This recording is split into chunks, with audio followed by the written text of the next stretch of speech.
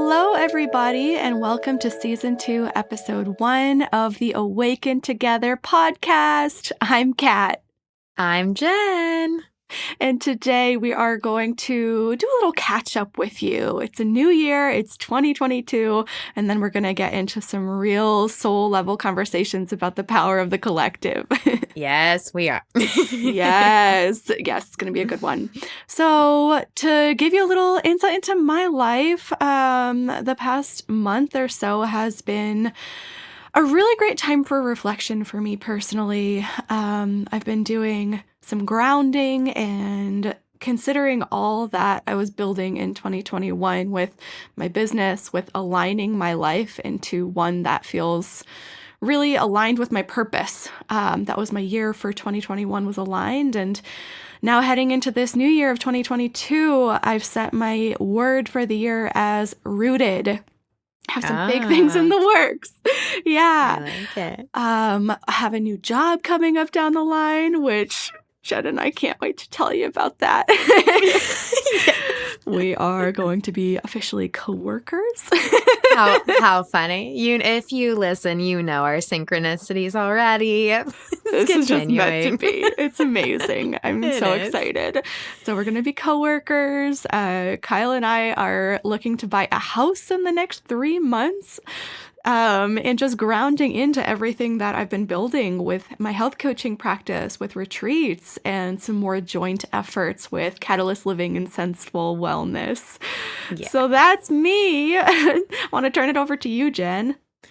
Yeah, the New Year's processing was great. I loved our Season 1 Awaken Together event that we got to do, and we'll definitely do another one after Season 2. That was so nice. And yeah, we still have a lot of family stuff coming up over on my end. So there's been a lot of kind of reintroduction of old wounds and triggers. But obviously, yeah, it's really beautiful to see how I've evolved and how I handle those things. And it's definitely always a interesting thing to get to watch. But I did my vision board for the next year, which was so creative and fun, and it's a very inspiring board. I've kept it close and I'm really looking forward to next year. I reflected and said my 2021 year ended up just being magic. I couldn't remember what word I had set because my journal for last year was left in my storage unit along with all my other stuff. But for this year, I set my word to inspired action. Because I was just thinking, I just love that feeling of knowing that what I'm doing feels truly inspired, and I just want to live in that as much as possible. So set that kind of as my goal. And yeah, I've been really working on a lot of grounding this last couple days especially. So love the rooted theme too. I'm sure that'll fall on my path as well. Oh, yeah, for sure. It's meant to. So I was kind of in between grounded and rooted, and here we are using our tools when we need them. Yes. So today we are going to talk to you about a concept that is definitely far out probably for some people, but it is very beautiful when you kind of grasp this concept or at least consider this concept. So we're going all into collective consciousness, and we thought that would be a great way to start Season 2 because our inspiration for even naming the podcast Awaken Together was knowing that there is a collective mentality that me and Kat definitely prescribe to. And we wanted to be able to share some of our deeper thoughts on that concept in general. Yeah, so to talk about the power of collective consciousness, we wanted to start off with a little definition for those who this may be very brand new to. So collective consciousness, it's the set of shared beliefs, ideas, and moral attitudes which operate as a unifying force within society.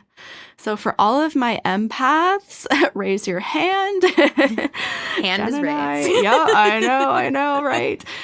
Chances are if you're listening to this, you've had at least empathic moments if you don't fully identify as one at all times. But chances are you've felt that collective energy before. It's all about feeling others' energy really tangibly rather than just a hint or a semblance of it at some points. And in season 1, we talked a lot about like ego versus the soul. And ego, in its essence, it's your identity in human expression. So that's where we get those I am phrases of like, I am a teacher, I am a salesperson, I am a student. It's what tells us what's wrong versus what's right. And it's also kind of a defense mechanism about protecting yourself. So, in many ways, it is necessary for us to continue functioning as human beings, but we don't need to be living from this place of letting our egos dictate and rule our worlds. It's a big part of what keeps us separate rather than one of the whole. Yeah. And so I think when it really comes down to, I think all of us can see that there's been further division. And we've talked about it as some are awakening and some feel like they're just falling into really old patterns. And I think, but when you take like all the superficial stuff and the kind of general disagreements that people have, I do think when you trace those down to their origin, it's a big difference in individual thinking versus collective thinking. And so yeah, when we talk ego versus soul, when you do believe that it's about you and only you, and you take everything personally, and we've talked about disassembling kind of the personality in general, those are the things that I think we've built our world on. I think we've built our world in a system that has functioned on ego and personality. And so for many of us in the kind of more awakened mindset, I think it's very exciting to think that we're dismantling a structure that was built on kind of that yeah, some people have it, some people don't, power kind of mindset, and breaking that down to we are one. And if we all deeply do that healing work within ourselves, it's going to change and reflect what our actual reality looks like and the way the system is structured in general. Yes. So, what affects collective energy? A lot of what we're talking about is rooted down to feelings and feelings that cause us to act in a certain way. And so, in society, we see fear. Fear causes division, it causes disconnection. It's a really strong emotion that has power in driving forces.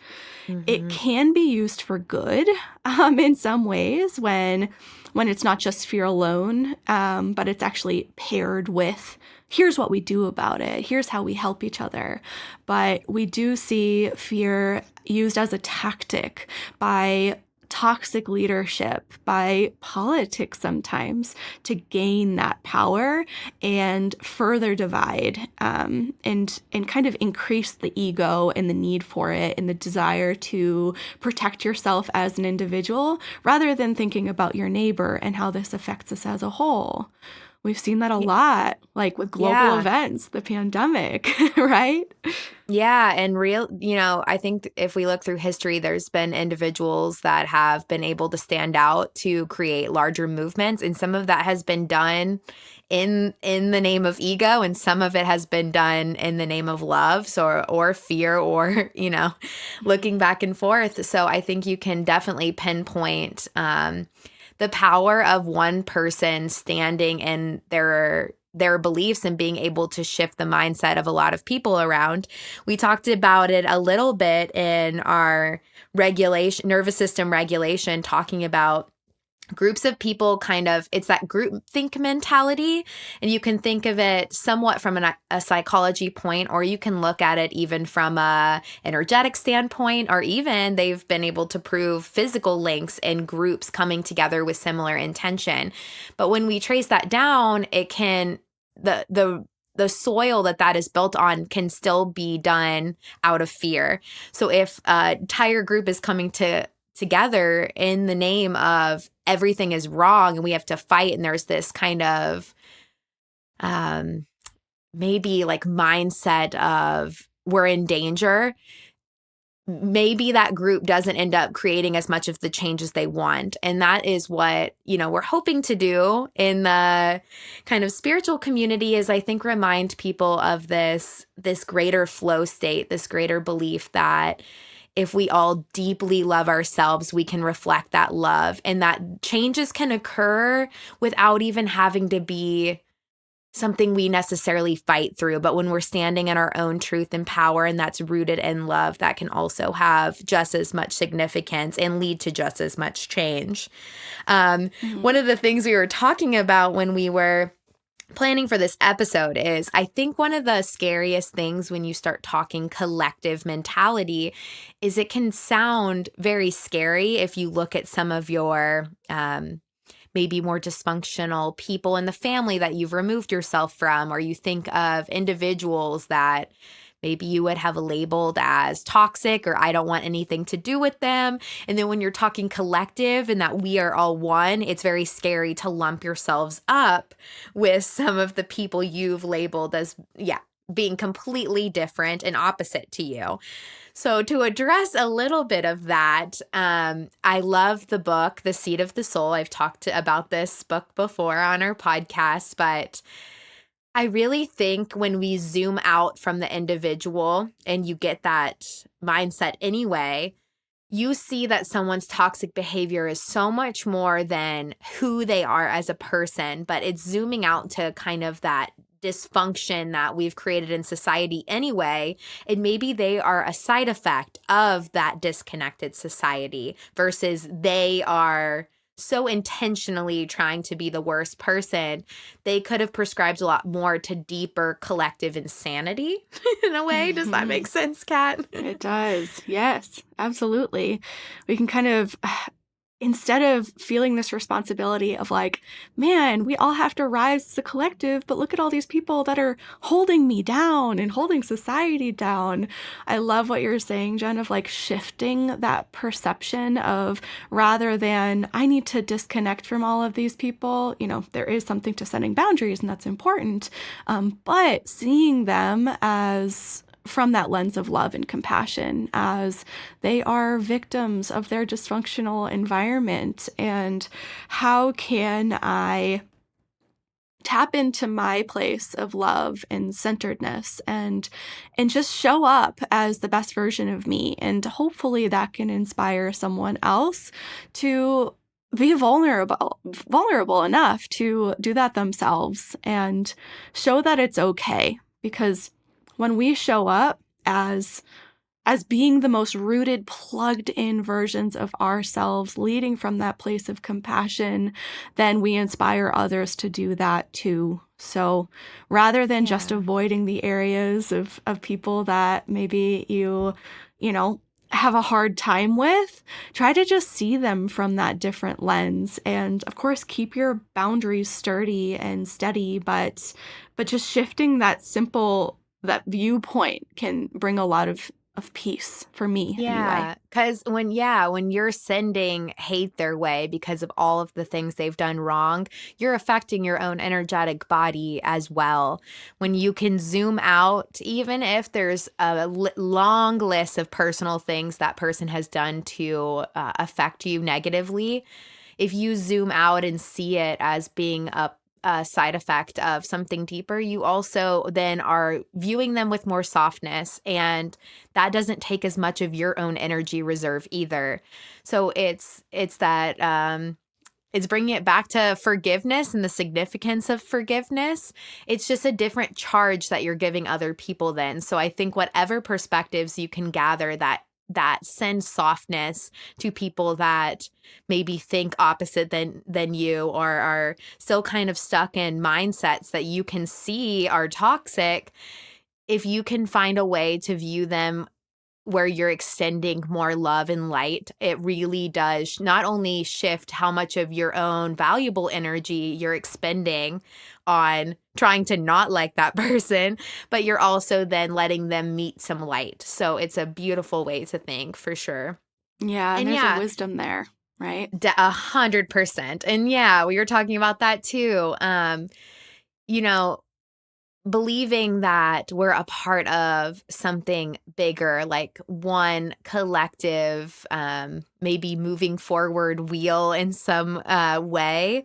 When you think that way, you no longer are, it's tough to do your own personal journey and really see the significance in it when you're not kind of zooming out to think of it being as part of something bigger. For me, that belief system that there is a higher flow state or a higher force guiding us, and that when we can be in tune to that, it's so much, it's not about us, it's about something so much more beautiful. I think that has been a beautiful anchor for me to see the significance in doing all of the work, even beyond just what it feels like to me. Of course, it feels amazing once you learn how to take care and love yourself. But I think that's what kind of can be something that keeps guiding me back. If I feel a little lost and helpless, knowing that it's a part of something more beautiful definitely is, yeah, grounding for me. Mm, yes, it's so beautiful. I love that, and I definitely resonate, and it makes me think about, like, a little bit of, like past lives and how we just continue to come back here until we Mm-hmm. have fulfilled our soul's purpose. We'll get into this in another episode with the Akashic Yes. records and Yes. past lives. Highly But recommended for this season. yes, yes, we've been listening, making notes, so that's to come for sure. Reincarnation. But Mm-hmm. yeah, it's like when I feel like I am living my truth, I'm living my purpose. Not only do I shine my light for others to be inspired to do the same, but I'm in my flow. And when I'm in my flow, I affect others and others go into their flow. And knowing that we are all connected and supporting this higher mission, it just feels so good. It feels so much better than just thinking that I'm just someone here twiddling my thumbs, because then what's the Mm-hmm. purpose of life? Yes, Deep. agreed. And so we thought it was important to mention too. I think when you go into kind of any collective group, we have built like tons of structures within a structure. We've talked about, yeah, continuously eliminating your boxes so that you stay receptive and open to a sense of flow. But I think when you enter into any community space, I think, especially in this wellness, spiritual healing, even in that sector where people are trying to find more collective good, you can still feel this root of fear at times where people are looking to what is pulling us away from knowing we are one? What are the things creating disconnection? And I think you can get so caught up in that fear thinking of like what things are keeping me from being able to communicate with my spirit guides, being able to, yeah, tap into higher, maybe higher powers, higher, maybe manifestation, and you start trying to find the root of what's pulling you from it. And so we can get into this like really lost mindset of, yeah, it's the government and all these deep things. And, you see these concepts. I think if you're new to the awakening journey, maybe you haven't met that side of the communities, but it definitely is out there. And so what I try to remind myself continuously as a gauge is this making me live in more fear? Am I all of a sudden then wanting to view other people through the lens of hate because I think that they're doing me wrong?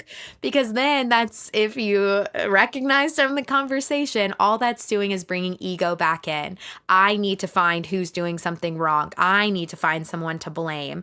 That's looking outside of yourself yet again. So if you're finding that mindset being thrown onto you in your social media, you're seeing that fear-based thinking, remind yourself that ego can creep in into the most healed version of somebody and try to make identity out of it, where then all of a sudden you're right and someone else is wrong. And so keep checking yourself on that because it's a never-ending journey of letting go. Definitely wanted to preface. Yes, I'm so glad you brought that up because pointing fingers gets really dangerous. We're always looking for someone or something to blame when things go wrong, and like you said, it takes us away from what's true and what's real.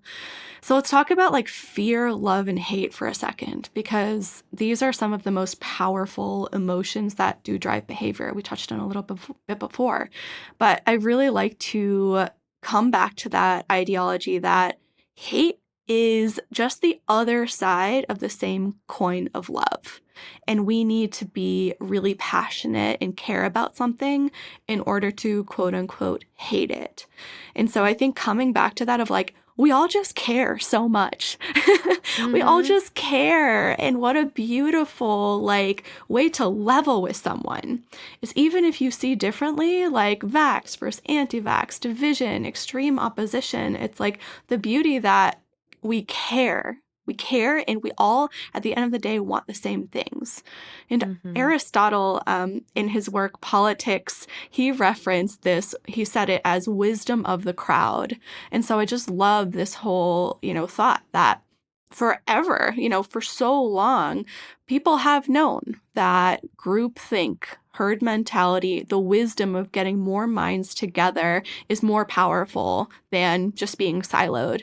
And that's the way that we as humans are designed, right? We weren't designed to live on our own in the woods forever.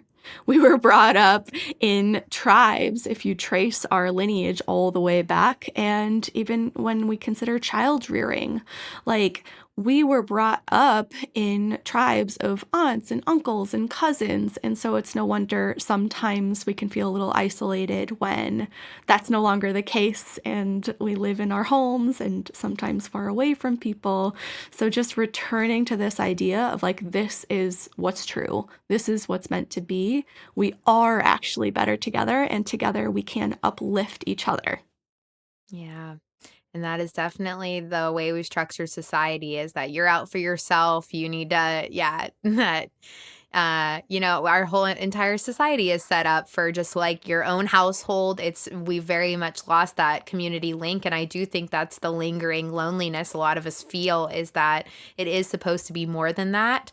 But at the same time, we see a beautiful change in a lot of people doing this self-love work, and the mental health stuff is being very recognized. And I think we're just really starting to, everyone's theorizing on why we're seeing an uptick of so many problems. But I do think in the separation that we have had, we've also been able to kind of restructure and find it even online and social media. People are kind of creating their own little communities, and we're getting back to that and realizing the value of that. So hopefully we can get back to a society that gives us more space and room for that. And we can if we all deeply believe that, for sure. Yeah, I think now we have the language for it too. Things that have always been true, now we have more ways to connect, for better or for worse, right? Sometimes it can be a little exhausting to always be so plugged in. But, Yeah.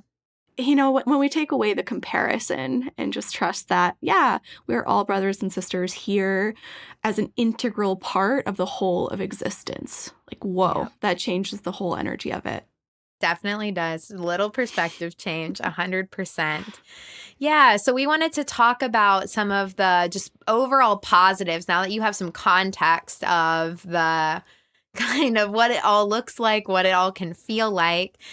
The moments that I have felt the biggest collective shifts in my own life have pretty much all occurred at different yoga retreats, different yoga events, in yoga class even, when I've been in that moment of just seeing everyone in their rawness, their wildness, leading with their weaknesses, not trying to hide and shield their weaknesses, but being able to be authentic. Those are the moments when I feel almost a cord tying myself to every single person, and it's receptive and it's not just taking. It's like a perfect balance of giving and receiving.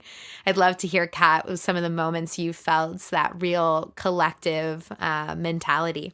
Yeah, definitely. So one time where I really remember this, like I'll probably never forget, it was early on in my yoga practice, and I was in Shavasana, and I was very much in my shift of understanding what kind of life I wanted to live and what I wanted to let go of and my identity and what that meant for my work and the people I hung out with. But so I was going through all of that just mentally, emotionally, physically. And at the end of my yoga practice, I was just laying there in the studio in Shavasana, and I was just overtaken by this sense of love and calm and peace in this collective consciousness that we're speaking of. And I just remember thinking, like, whoa, if everyone could just experience this feeling, this sense of calm and peace, there would be no war. There would be no hurting each other. All of these global issues could be resolved just because of this one feeling. So that has stuck with me, and I return to it often in Shavasana and in meditation, and just knowing that, like, this is available to all of us, but sometimes we don't know how to access it. And so that's why, like, light workers, healers, even just everyday common people, like, just turning to meditation and taking moments to check in with yourself, have some quiet time and still your mind, like, that's everything. And then the other times that I've experienced this sense of collective consciousness that screams out to me is music festivals, which is such a big part of who I am and what's made me who I am, because I'm telling you, the dance floor is my church. And moving and grooving and just looking around and catching a smile of a stranger through the crowd and just knowing that we are all looking out for each other, like we are all there together, vibing to the same beat, same song, and that we care and that there's just so much love there. That's when I also experience a collective consciousness to the highest extreme. Yeah, so beautiful. And I'm sure in those moments when I think that happens a lot on dance floors when people are truly just expressing and you see that movement in someone's body and it's just raw and wild. Like, I think, you can go to a dance floor definitely where people are still very scared to fully move and release their body. But when you're in those moments of just like unmasking, which is another topic we're going to delve into this week or on this season is, what it looks like to like unmask for especially like the neurodivergent minds. But I've been focusing a lot on that myself, that when I lead with my raw, wild kind of what maybe would be previously labeled as weird side, I'm also giving so much permission for people to meet me with that same type of energy. And I think the more spaces we can create where we are standing in our authentic truth, the power behind that and what can happen is truly unreal. I really, really, really do believe that. That is why we are in this space doing this podcast. We really deeply, deeply believe in collective change. Definitely. Yeah. And a big part of this podcast is making these big ideologies digestible and accessible to everyone. So, in just thinking about that, I mean, meditation is a really direct, fast, powerful way to magnify your intentions and your energy. And as you focus on sending peace and healing and love to those in need, you also become a healthier, more joyful version of you. And I mean, a loving kindness meditation where you think about your own desires to be happy, healthy, and free, and then rippling that out to someone you love, and then rippling that out further to someone who's neutral to you, and then going as far as considering someone who maybe you dislike or have challenging times with, considering their want and need for the same exact things. It takes that mask away. It kind of levels us. It brings me to my knees. And just, it's very humbling. So that's one tool that immediately comes to mind for me. There's also some pretty powerful visualizations that you can consider, such as the way that like a tiny pebble, when you throw it into a lake, causes large ripple effects on the water. Like something like that, about how every little action ripples out, and it's important. Like, you transmit vibrational energies, and by you doing so, that sends it out to others around you, whether you see it or you feel it or not. Like, it's powerful stuff. You are not just a drop in the ocean, you are the ocean in a drop. One of my favorite sayings. Like, embodying these mentalities can do wonders. Yeah, and my advice is to show up in all versions of yourself. Don't feel like you can only leave the house when you're having a really high energy, happy day. Show up in the days that are really hard too, so that people can see that there's not one emotion that's bad. Show up in your silly version, your loud version, your sorrow version, any way, because honestly, we all have the same underlying emotions. It's just the fear that we are alone in them that really creates that disconnection. Beautifully said. So Yeah. much truth there. Yeah, and it's like, we are not here to be carbon copies of each other or just to transmit love and light all the time. That runs flat. So, yeah, showing up exactly as you are gives permission for others to do the same too. Yes, and we will talk more about soul blueprints in next episode when we go into astrology. Mhm. Lots to say on that. So, yeah, I hope that this conversation hits you in the heart and you see the deep significance of what we're doing. And we're so thankful that we're building this Awaken Together community. If you don't follow our Instagram page, it is Awaken Together Podcast. And we share the episodes on there. And we also are going to be doing a schedule change. We'll announce that on the page too for the podcast. So we're going to do this episode. We're always going to put a week in between. So it's going to be bi-monthly. Most of the time, every now and then, we might throw you guys a little guest episode, as me and Kat definitely have some people we'd like to bring in to help share some other subjects and new insights. So be on the lookout for guest episodes this season too. We're definitely going to share some of that, but every other week generally. So if you want to stay up to date on when we've launched an episode, just follow our page. Yes, we have lots of good stuff on there for you, and it's the most direct way to give us your feedback on these episodes and any topics that you'd like to hear more about. This is for you. This is why we do this. So we love connecting together in community. And we have a really exciting announcement for you all. Yes. I wish I had like a little drum roll. Yeah, right. So we are announcing our very first joint Awaken Together retreat. It's going to be it's going to take place the last weekend in April, from April, what's the date? The 27th until the 1st of May. It'll be in Breckenridge, Colorado. So for all of our local people, hopefully you can drive on over. And for those who aren't local, it'll be a really beautiful way to connect. It's going to be full of yoga, wellness, nature adventuring, self-love circles, sisterhood, and we're not announcing this to the public quite yet. So you are our inner circle. You get first dibs. The way where you can learn more about this and sign up is on my website. It's www.catalystliving, and that's catalyst with a K, www.catalystliving.com/offerings.